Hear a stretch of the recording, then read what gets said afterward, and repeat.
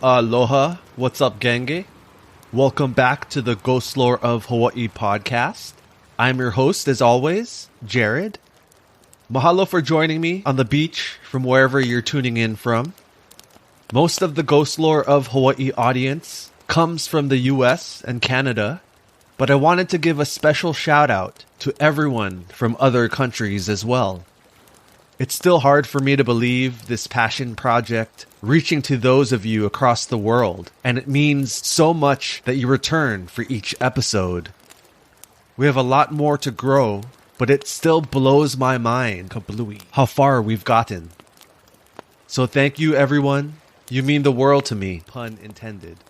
Tonight's episode is part 1 of a 2-part story that's based off of a real-life experience that happened to a girl I dated. Awkward. Nah, just joking. Her grandmother moved in with the family during the last stages of her life, and a few days before passing, the elderly woman began seeing people in the home that no one else could see. The family wrote it off, joking the woman was senile. However, after she passed away, they learned there was more truth to the visions she had been interacting with. So buckle up. This story is a wild ride. Get your drinks and snackies. Get cozy next to the fire. And let's get into this.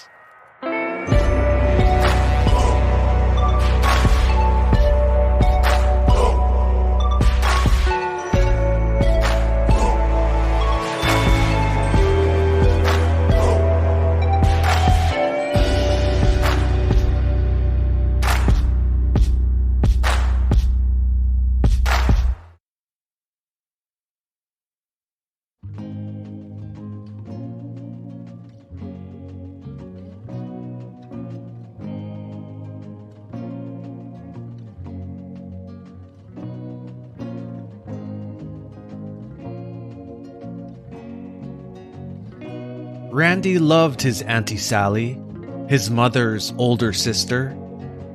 Everyone always said he got his sharp wit from her. Sally's ability to turn a serious moment silly just at the right time always made her the life of the party.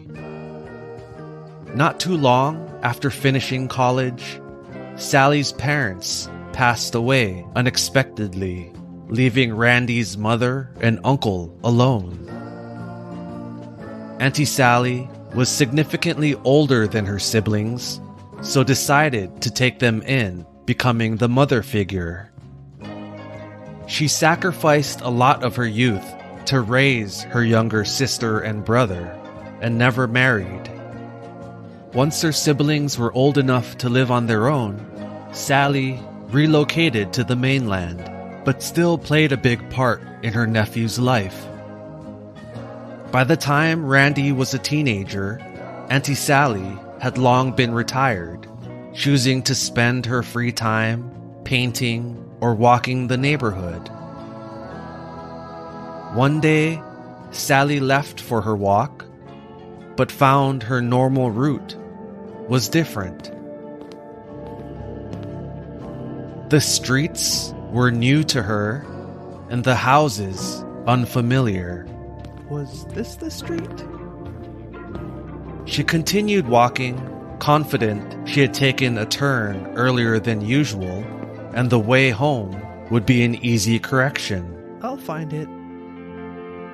For hours, she searched for anything that reminded her of the path she'd taken for decades, but got more frustrated and scared as time passed. Wait a minute.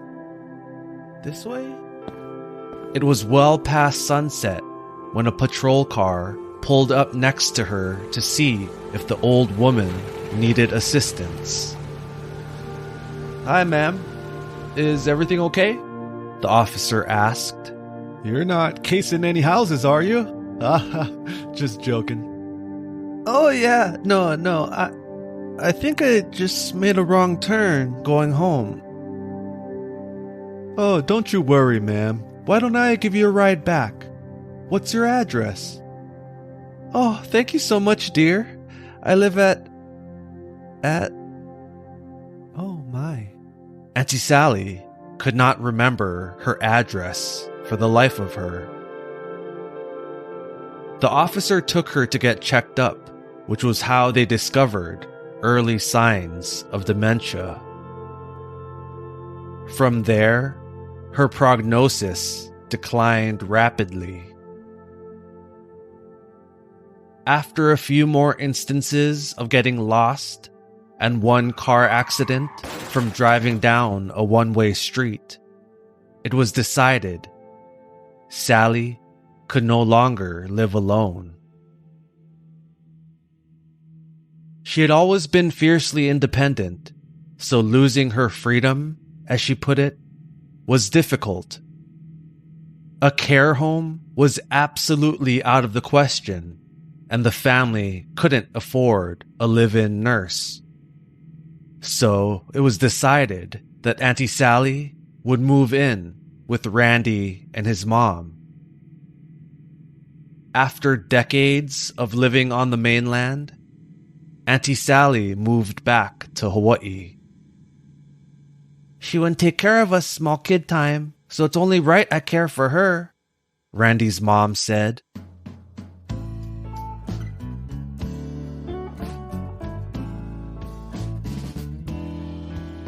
Their landlord, Uncle Billy, was an old Hawaiian man whose family owned the land Randy's mom rented for over a century. Over the years, Billy's family slowly divided the land and sold it off to the new influx of residents that made Hawaii home. The small, two-bedroom house Randy and his mom lived in used to be part of an old macadamia nut farm and was surrounded by rows of macnut trees that were no longer harvested or cared for, but they still thrived.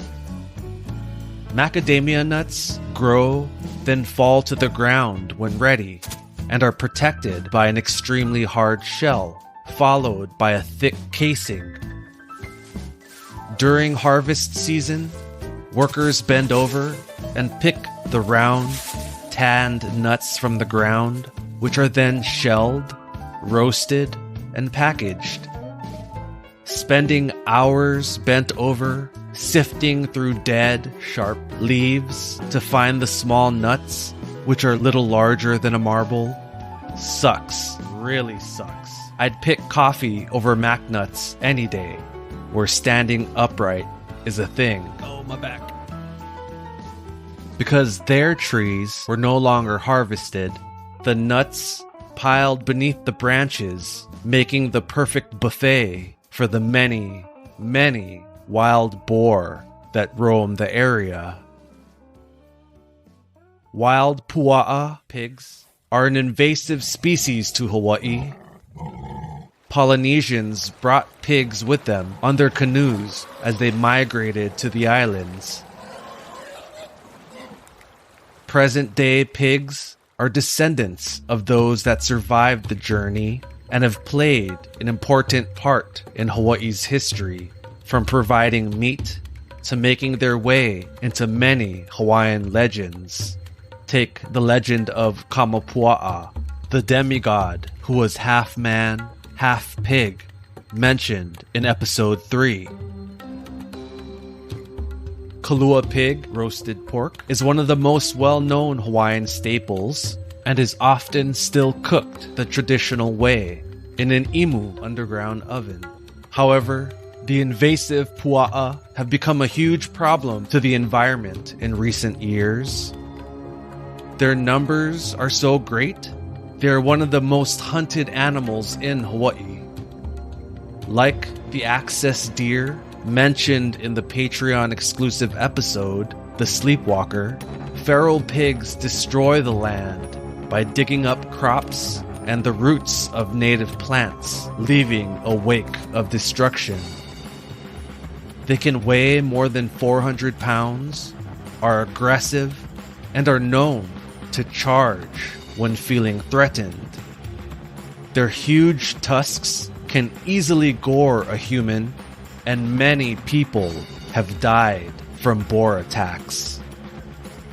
A surfer was even attacked by a boar while in the water back in 2021. These wild pigs have been stirring up some controversy after the recent introduction of a contraceptive feed targeted to make male boars infertile. A lot of the pushback comes from the unknown repercussions a product like this may have on the ecosystem. There's also the argument that wild pua'a are so plentiful, if managed correctly, it could be a huge source of sustainable protein for the people of the islands, as it was centuries ago.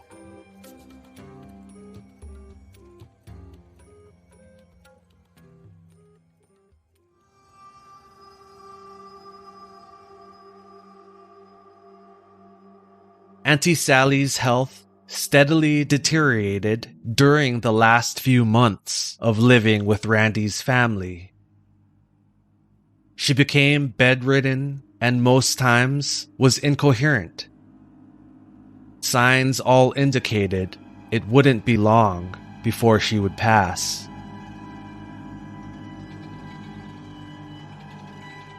One day, Randy was taking Aunty Sally's breakfast and medication to her bedside. "Oh, good morning, Aunt..." Oh no. Aunty Sally had been sitting upright, eyes wide open, and locked on a spot in the back corner of the room. "Oh, I knew this day was coming, but I still wasn't ready for him," Randy said somberly as he set the tray of food down next to her bed. He knelt and closed his eyes, saying a brief prayer for his beloved auntie. "The woman! F***ing Jeez, auntie, I thought you was dead." Still frozen in place, Aunty Sally's gaze never moved from the location her eyes were locked on. Catching his breath from the scare, Randy glanced in the back of the room, but didn't see anything but an old, paint-chipped wall.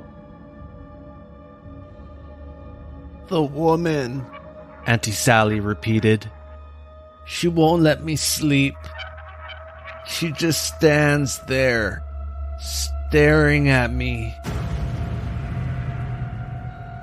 Tell her this is my room." Auntie, time for your medicine," Randy said, half joking, but also got chicken skin from her statement. "There's no room. Your horse, you cannot bring your horse inside the house." Her face was gaunt and pale. Randy cut off his auntie's glare by stepping in front of the wall she stared at. "Come on, auntie, time for eat," Randy said as he gently brushed away a stray hair from her face. Sally slowly tilted her body to the side a few inches so she could peek her head around Randy. She then slowly leaned back, pulling the covers up to her chin, and made eye contact with her nephew. "She keeps bringing the horse inside the house. Bombay gonna make one big mess," she whispered in a shaky voice. "No worry, auntie. I'll go talk to the lady. Just eat your breakfast and take your medicine, okay?" "Oh, auntie, you nuts sometimes." The rest of the day, Randy found himself chuckling at the weird incident, chalking it up to her declining health. When Randy got back home after school, his mom brought up a similar incident that had happened that same day. She had been cleaning the kitchen when she heard Aunty Sally's screams coming from the bedroom. No! Get out! Randy's mom rushed to the bedroom to find Aunty Sally sitting upright, pointing at the same corner wall in the back of the room as earlier. No animals in the house. Abunai! Dangerous. Randy's mom was able to calm Sally down enough where she was no longer screaming, but again began talking about a horse. She keeps bringing the horse inside. Oh, you too, huh? She was talking about one horse this morning. I never know she liked horses. This continued for the next several days, sometimes at night, sometimes in the day, always involving a blonde woman with a horse. Then, one morning, Randy went in to bring Sally's breakfast, but found she had passed sometime in the night.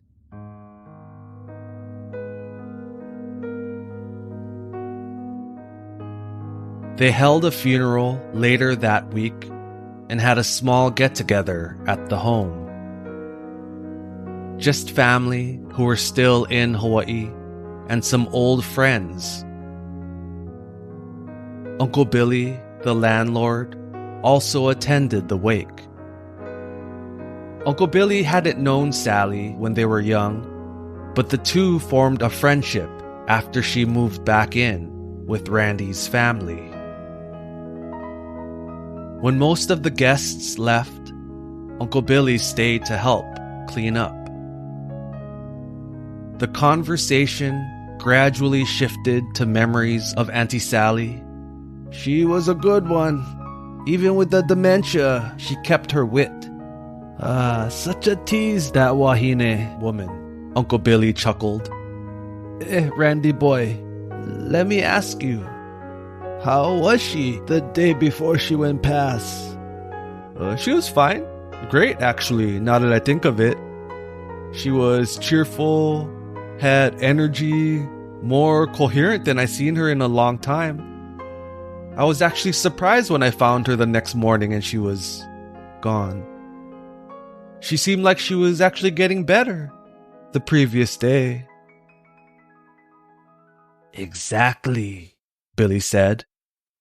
What you mean?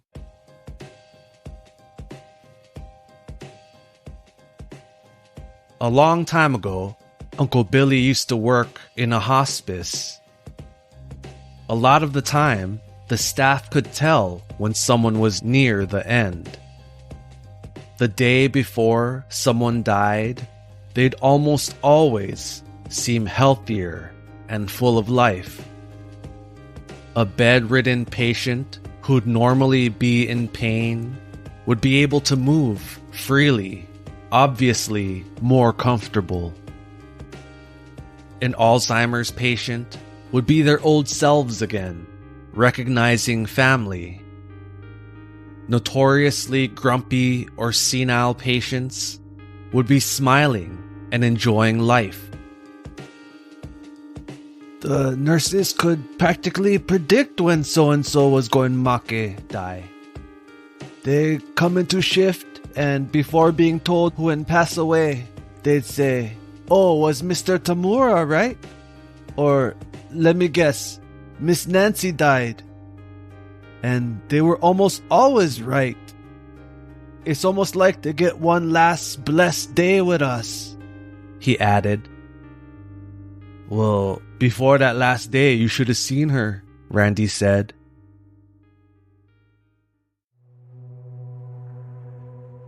She kept talking to people or seeing stuff that wasn't there.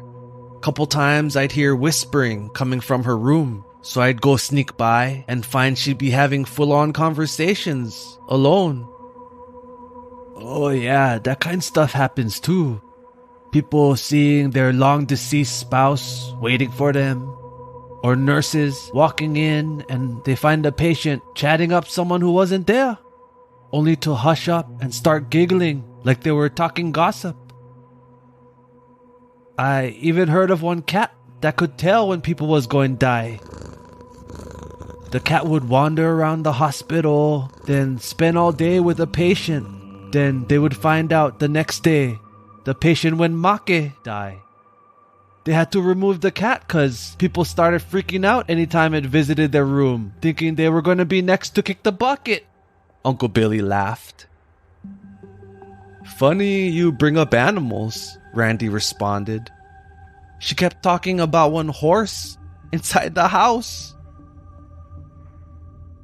Billy suddenly stopped laughing. A look of shock and confusion overtook his expressions. One horse? Yeah, and one blonde lady. Randy explained all the times Aunty Sally began shouting at the empty room, telling the woman the horse could not be in the house. He described the woman to Uncle Billy as Sally did. Long, blonde hair tied back into a ponytail. The woman always wore tan pants with beautiful burgundy boots and a crisp, long-sleeved white shirt.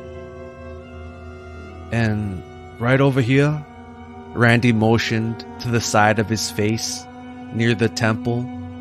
She had a wound? Uncle Billy interrupted. Yeah, well, it was one scar. Oh, Uncle, how'd you know that? Billy's eyes began welling up with tears. He was staring off into the distance, much like Aunty Sally did. But Randy could tell Uncle Billy was just lost in thought. Her name was Eloise, Billy said quietly. It was a black horse, right? The one your auntie went see. Yeah, I think so. How'd you know that? Randy asked again, the hairs on his arms now standing erect. Billy blinked and cleared his throat, bringing him back into the moment. He then went into his explanation.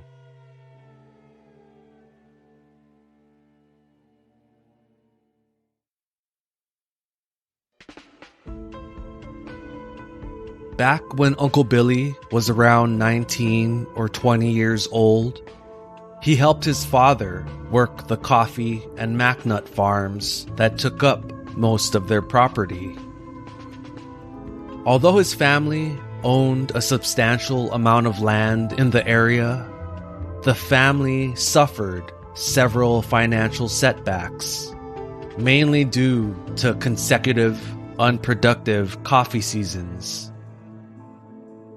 The tough decision was made to partition the land to sell off a few portions to make up for the debt before it spiraled out of control. The first parcel of land sold all those years ago was the one Randy's family was renting. A wealthy family from the mainland, new to Hawaii, purchased the land to start their new lives as macnut farmers in paradise.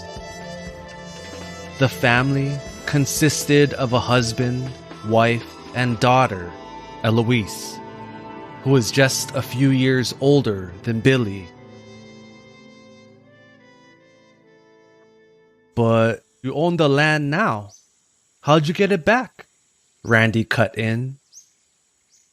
No worry, I'll get to that part.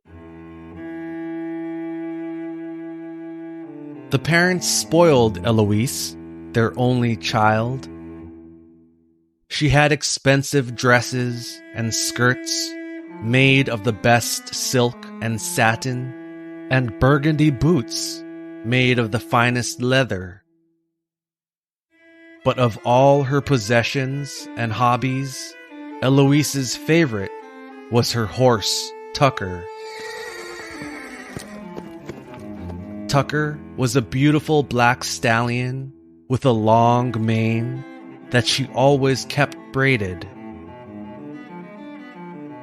The girl had a special connection with the horse, spending all of her free time riding and caring for the animal. She would often camp outside under the trees with Tucker, or sit out in the rain with the horse so it wouldn't get lonely when everyone else was indoors.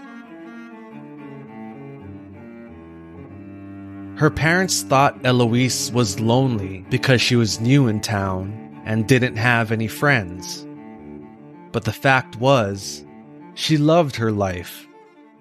It just so happened her best friend was a horse.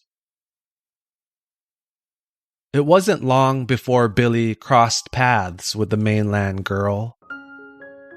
They still owned the land surrounding Eloise's family's property, so he began seeing her as she rode her horse around the pastures or through the macnut trees. At first, he hated her. She grew up spoiled and was stuck up to the working class boy. But no matter how much he tried, Billy couldn't ignore Eloise's beauty. The way she cared for the horse and talked to it when she thought no one was looking showed Billy her compassionate side. He began making it a habit to carry around an apple specifically for their encounters, and enjoyed the juicy crunch as Tucker ate the apples whole. So, you always just have an apple in your pocket, huh?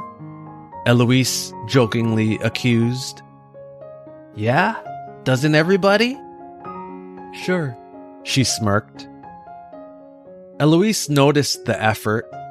It couldn't have been easy always carrying a damn apple around, especially doing tough labor on the farm. Isn't that in the way? No? Their conversations started off short. It didn't take Tucker long to eat an apple, but the more they crossed paths, the longer they chatted.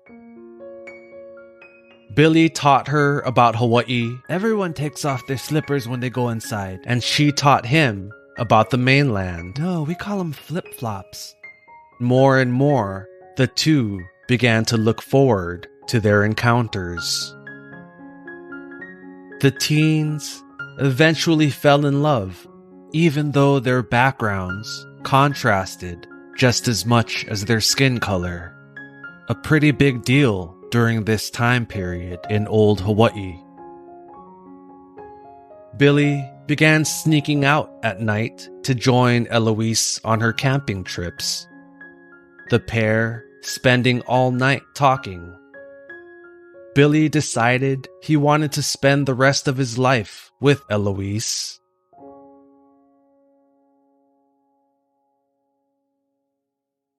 Then, tragedy struck. One day, when Billy was fixing a fence on the outskirts of his family's property, Eloise's father came galloping over on his horse, panic on his face. He frantically explained to Billy that Eloise hadn't returned from one of her camping trips with Tucker. She was expected to return at a specific time this day, as the family had a dinner planned in town to celebrate her mother's birthday. Eloise was never late, especially for trips into town, so her parents knew something was wrong. Billy was aware her father despised him, seeing him as below his daughter, so the fact he'd rush over for help meant they were desperate. Billy ran back home and hopped on his own horse and headed to the spot he thought she'd most likely be. The campsite they had made their own over the past few months. He never experienced the type of fear and hopelessness he felt in that moment. Branches whipped at his face as his horse galloped at full speed to their rendezvous location.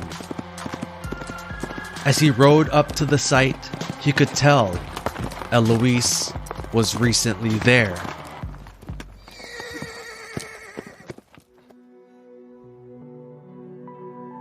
The ground was matted down under the tree where she usually slept, and he saw Tucker's hoof marks in the dirt.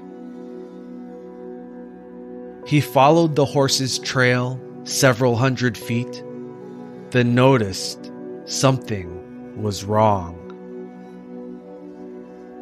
It looked like something had startled the horse as the trail suddenly stopped and seemed to bolt in a different direction. Then he saw, several feet next to the trail, the ground was dug up. Roots were popping up out of the ground, and the dirt looked as if it had been recently tilled. The telltale sign of a boar. From the direction of the horse's prints, Billy concluded Eloise was on her way back home when she rode up onto a boar that had been feeding. This must have startled the pua'a pig, which in turn startled the horse.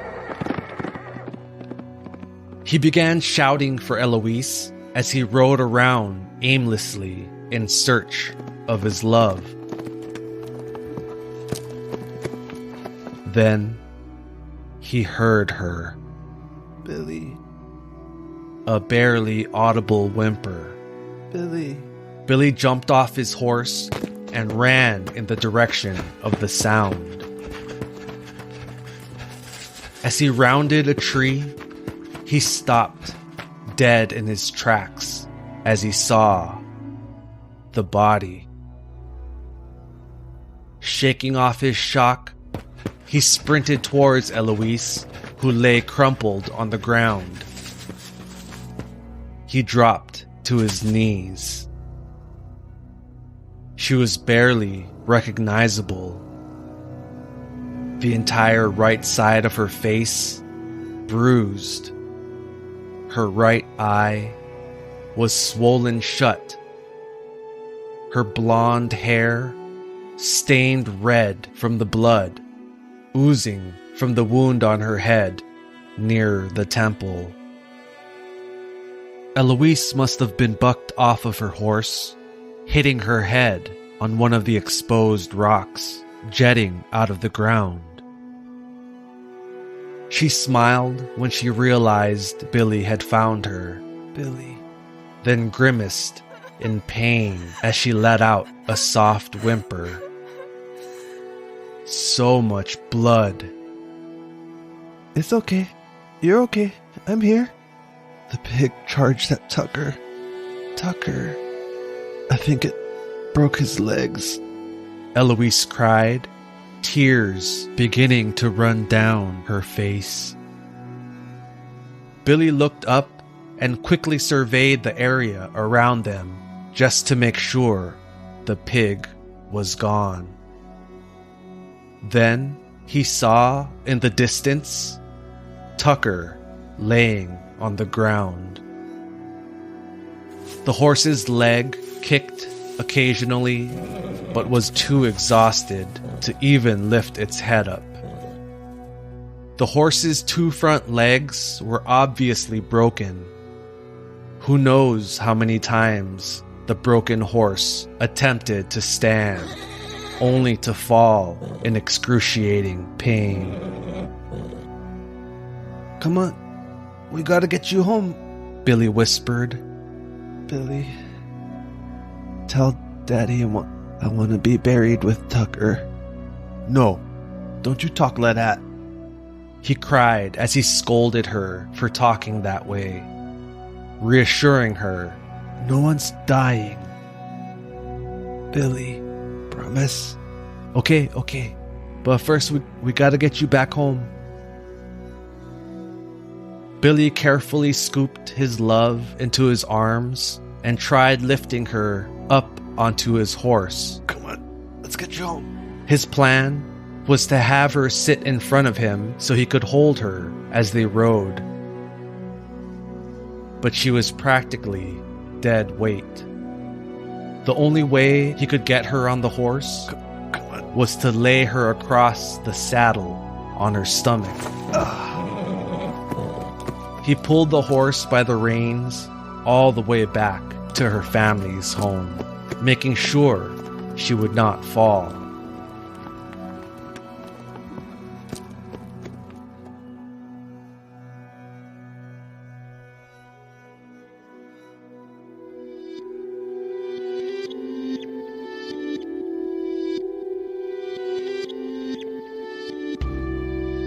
And that will conclude part 1 of the 2-part story of the lady and the horse.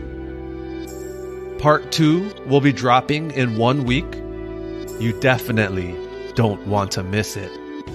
But if you can't wait a week for the conclusion, head over to patreon.com/Ghostlore of Hawaii or click the link in the show notes. Part 2 is already available to patrons of all tiers. For as little as the price of a cup of coffee per month, members get access to early release episodes, bonus, full-length, and mini episodes, free gifts, and a lot more. Do you have a story or topic you'd like covered on the podcast?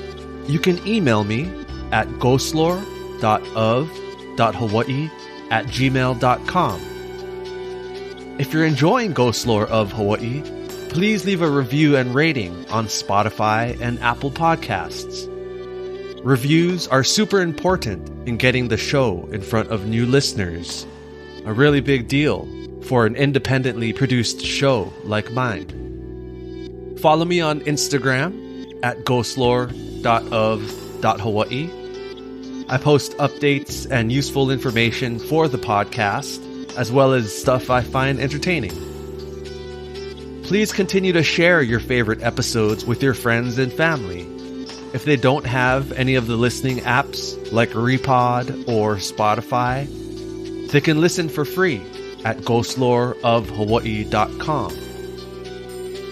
Although I intend for all historical information to be as accurate as possible, I cannot always guarantee it will be. I make mistakes too. Please look into any topics you find interesting on your own. There's so much great information I cannot always fit into one episode. Some names and locations may be altered for privacy's sake.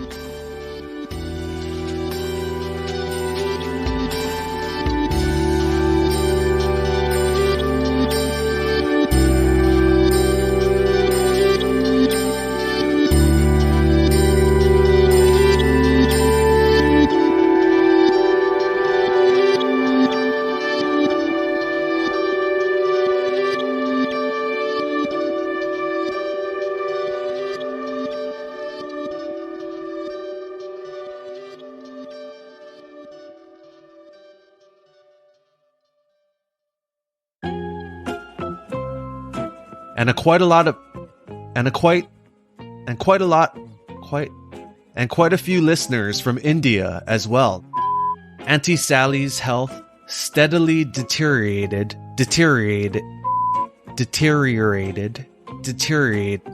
Steadily deteriorated. You're not looking to rob some houses? You're not the Sleepy Time Strangler, are you? I'm just kidding. There was some missing dirt bikes. That wasn't you, was it? I'm just joking with you. Say, are you the Grand Theft Auto granny?